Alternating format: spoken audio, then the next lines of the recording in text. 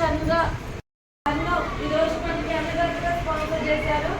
అక్షయ తృతీయ సందర్భంగా మనకి ఈరోజు అన్నదాతగా స్పాన్సర్ చేశారు. ఇంకొకరు సర్దార్జీ గారు మనకి ఈరోజు అన్నదాతగా స్పాన్సర్ చేశారు. అక్షయ తృతీయ సందర్భంగా మనకి ఈరోజు అన్నదాతగా స్పాన్సర్ చేశారు.